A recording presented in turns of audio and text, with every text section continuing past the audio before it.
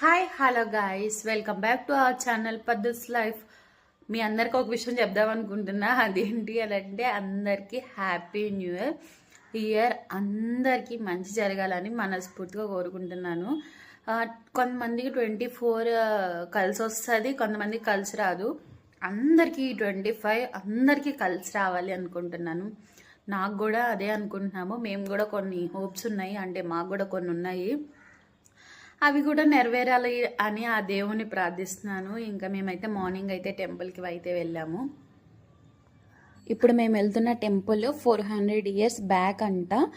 స్వామివారు స్వయంభూగా ఉన్నారంట. ఈ కొండ లోపల ఉంటారు స్వామి.